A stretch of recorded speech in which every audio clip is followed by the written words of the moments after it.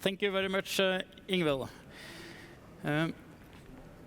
Yes, I'm the CEO in Biozin Holding, and I'm going to tell you about the project and our plans and where we stand today. So we are progressing our plans to establish the first production of advanced biofuel in Norway, and the feedstock will be based on sawmill and forest residues and byproducts. So after about 20 years in the fossil business, I decided to move on a couple of years ago, and this is really an exciting product. And we do not have the production today, but that's clearly our plan to establish that in the years to come.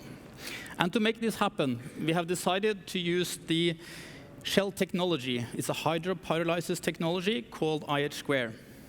And Shell is working hard these days to make the final verification of the technology in order for us and others to start engineering the different plants.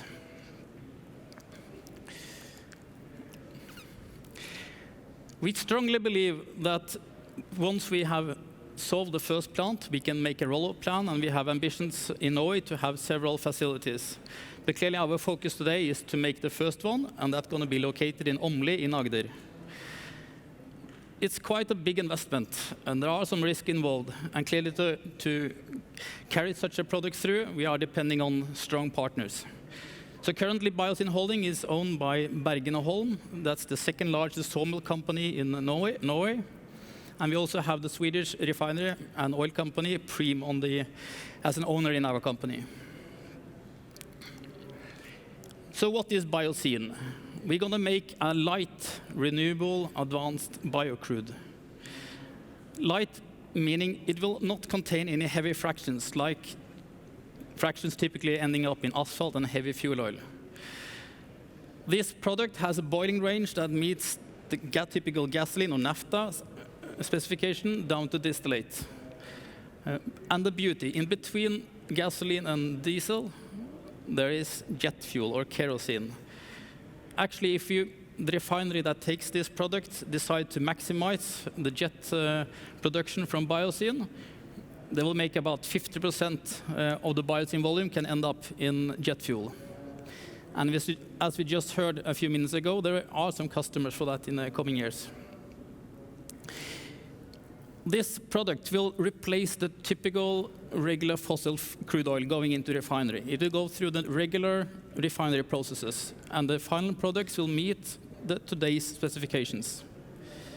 And clearly the feedstock we will use, as I said, is based on byproducts and low-value residues from the forest and sawmill industry that will clearly qualify as advanced bioproduct and biofuel. We do believe that most cars will be using electricity in the future, but we also strongly believe that the market demand for liquid hydrocarbons that will exist for many, many years.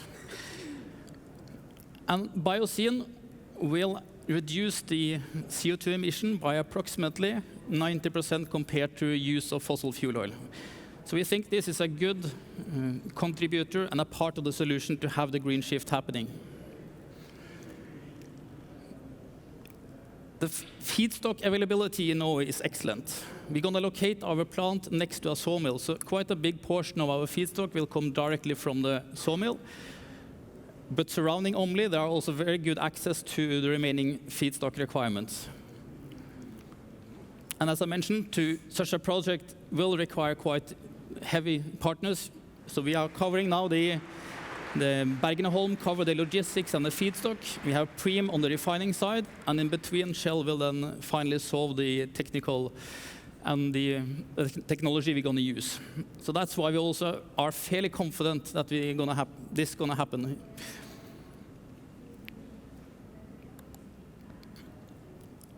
Some data for the first plant. We're going to use a considerable amount of feedstock. One plant at full capacity will consume about 700,000 cubes feedstock. That sounds a lot. It's about 1/5 of forestry products that is actually exported out of Norway today. But still, in Åmli and this part of the country, the availability is excellent. Production will be about 120,000 cubes a year.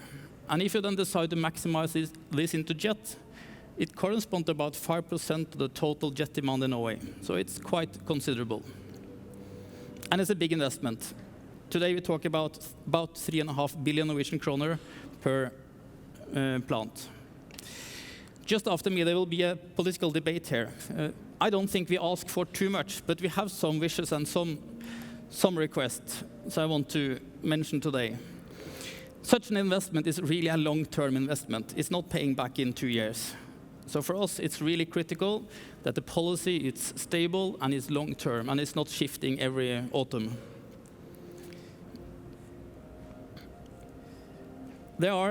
Norway is quite aggressive. Next year, we're going to have a mandate of 20% bio blending in Norway, and there are some further plans to increase that to 40% by 2030. So what we are looking for is really a confirmed and committed plan, escalation plan towards those targets. Advanced biofuel is under the program of double counting, so meaning 1 physical liter of advanced bio counts as 2 liters. That is a very strong, it's a very important incentive to make such investment attractive. So to keep this is of great importance. There are excellent tools in Norway when regards to supporting new businesses, innovative businesses. So my request is only to the politicians that continue that work, give Innovation Norway, Enova and Nysnø the money and the ability to take risk. And finally, one point here, it's maybe can trigger some energy, but we think we should be moderate when it comes to protecting the forest. So that's actually what I plan to say today. Thank you.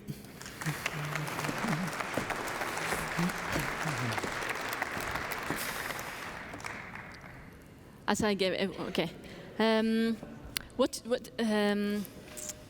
You mentioned here moderate Norwegian forest protection. What is moderate?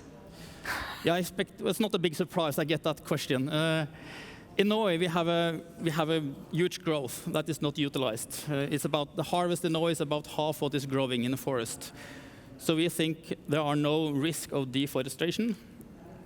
This also means that when we protect areas, we are not against protecting areas, but we should know where we have the current industries and where we have some potential new industries. We don't protect areas, so we force us and others to long-haul transport, for instance. So it's actually to look at the map and to be a bit modest. Thank you. Give him a warm applause.